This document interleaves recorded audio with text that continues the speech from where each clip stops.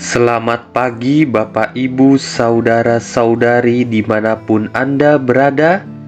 Shalom, semoga kita sehat selalu.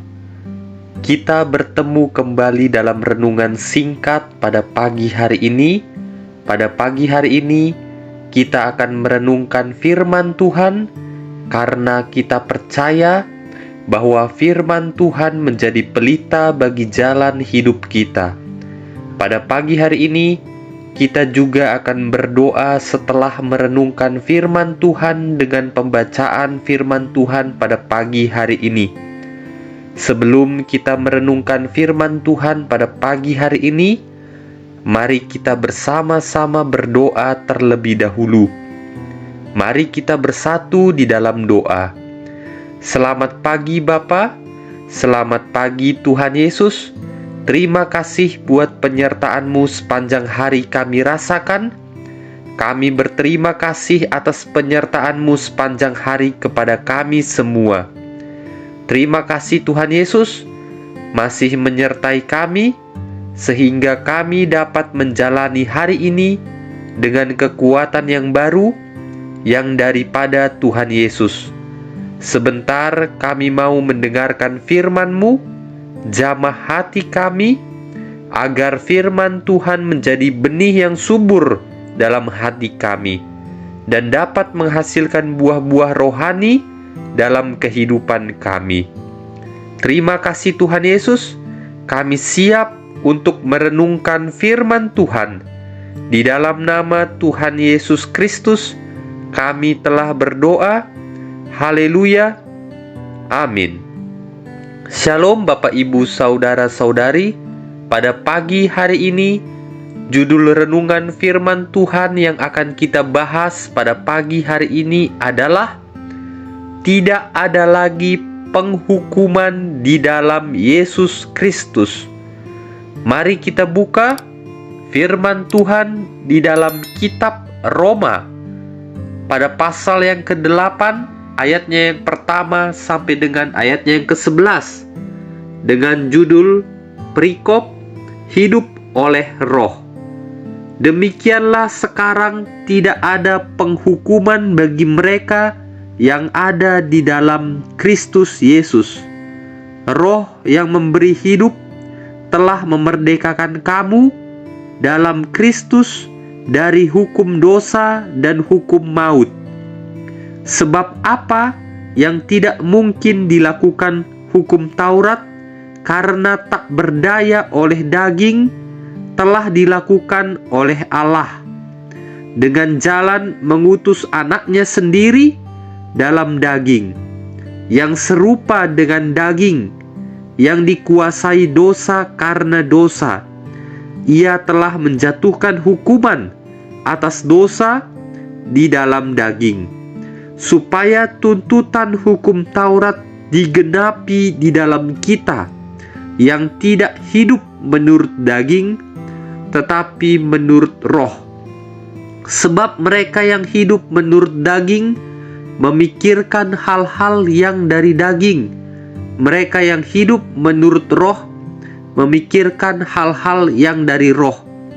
Karena keinginan daging adalah maut, tetapi keinginan roh adalah hidup dan damai sejahtera. Sebab keinginan daging adalah perseteruan terhadap Allah, karena ia tidak takluk kepada hukum Allah. Hal ini memang tidak mungkin baginya. Mereka yang hidup dalam daging tidak mungkin berkenan kepada Allah. Tetapi kamu tidak hidup dalam daging, melainkan dalam roh.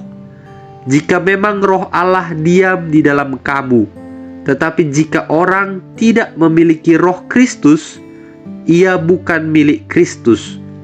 Tetapi jika Kristus ada di dalam kamu, maka tubuh memang mati karena dosa, tetapi roh adalah kehidupan oleh karena kebenaran. Dan jika roh Dia yang telah membangkitkan Yesus dari antara orang mati diam di dalam kamu, maka Ia yang telah membangkitkan Kristus Yesus dari antara orang mati akan menghidupkan juga tubuhmu yang fana itu oleh Roh-Nya yang diam di dalam kamu. Demikianlah firman Tuhan. Pada pagi hari ini kita akan membahas mengenai kemerdekaan secara jasmani dan rohani dari dosa dan maut. Judul firman Tuhan pada pagi hari ini yaitu tidak ada lagi penghukuman di dalam Yesus Kristus. Ada 3 poin yang saya dapat simpulkan dari pembacaan firman Tuhan ini. Poin yang pertama, kita dimerdekakan dari hukuman dosa dan hukuman maut oleh karena penebusan Yesus Kristus. Kemerdekaan adalah kelepasan dari kuasa penjajahan. Setiap manusia yang berdosa berada di bawah kuasa dosa, dan upah dosa ialah maut. Selama kita tidak dilepaskan oleh penebusan yang sepadan lewat darah yang mahal, yaitu darah Kristus, maka kita tetap berada di bawah penjajahan dosa. Tetapi lewat darah Yesus Kristus, maka penebusan akan dosa dapat dilakukan. Yesus Kristus telah menebus kita supaya tuntutan hukum Taurat dapat digenapi di dalam diri kita. Poin yang kedua, kita tidak hidup oleh daging lagi, tetapi telah diubahkan hidup oleh Roh, karena di dalam Yesus roh kita sudah diperbaharui. Kita harus hidup oleh Roh dan bukan oleh daging. Setiap orang yang hidup oleh daging memikirkan hal-hal yang jasmani, tetapi setiap orang yang hidup oleh Roh memikirkan hal-hal rohani. Sebab hidup oleh daging membawa kepada kematian, tetapi hidup oleh Roh, maka Roh Allah yang menghidupkan Kristus Yesus yang telah dahulu bangkit dari antara orang mati akan menghidupkan kita juga bersama-sama dengan Dia. Karena tidak ada nama lain di bawah kolong langit ini yang olehnya kita dapat diselamatkan. Poin yang ketiga, di dalam Roh Kristus, maka barang siapa yang percaya akan dibangkitkan juga bersama-sama dengan Kristus. Memang tubuh jasmani kita akan mati karena dosa. Tetapi jika kita percaya akan kebangkitan, maka kematian hanyalah pemisah sementara antara kita. Karena Rohlah yang memberi hidup, daging sama sekali tidak berguna. Perkataan yang dikatakan Yesus adalah roh dan hidup. Barang siapa percaya kepadanya akan hidup walaupun ia telah mati. Itulah yang dikatakan Yesus, dan dibuktikan dengan ia bangkit dari antara orang mati dan naik ke surga, karena maut tidak berkuasa lagi, karena dosa sudah dihapuskan oleh darah Kristus yang telah menebus dosa setiap orang yang percaya kepadanya. Haleluya, amin. Mari kita berdoa. Bagi saudara yang sedang sakit, percayalah bahwa di dalam janji Tuhan dan di dalam Tuhan Yesus segala penderitaan telah diselesaikan. Mari kita berdoa. Bapa Sorgawi, dalam nama Tuhan Yesus Kristus, kami bersyukur atas kasih-Mu. Pada kesempatan pagi hari ini, kami ingin merendahkan hati kami dan kami berserah kepadamu. Tuhan Yesus, kami undang Engkau hadir dalam hidup kami, mengampuni dosa kesalahan kami dan menyelamatkan kami. Jumpai kami Tuhan Yesus, agar kami mengenal Engkau, dan kami undang Engkau masuk dalam hati kami dan mengubahkan hidup kami.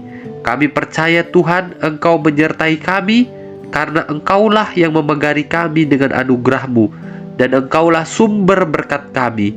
Kami percaya di pagi hari ini, kami meminta kekuatan dari Tuhan, maka Tuhan akan memberikan kami kekuatan untuk lepas dari penderitaan. Dan kami mau menjadi orang-orang benar dalam Tuhan. Kami mau bertobat sepenuhnya, dan kami serahkan kehidupan kami. Ampuni dosa dan kesalahan kami, seperti kami juga mengampuni orang yang bersalah kepada kami. Berkati kami Tuhan, agar Engkau selalu mencukupkan kebutuhan kami, dan penuhi kami dengan hikmat-Mu Tuhan. Terima kasih Tuhan Yesus. Terima kasih Engkau sudah mendengarkan doa-doa kami. Di dalam nama Tuhan Yesus Kristus kami berdoa. Haleluya. Amin. Terima kasih saudara-saudari. Kita sudah mendengarkan firman Tuhan dan kita sudah berdoa. Jika saudara terberkati dengan channel ini, saudara dapat like dan subscribe di channel ini, atau follow Instagram kami. Linknya ada di deskripsi video ini. Semoga kasih Allah menyertai saudara sekalian. Terima kasih, Tuhan Yesus memberkati kita semua. Haleluya. Amin.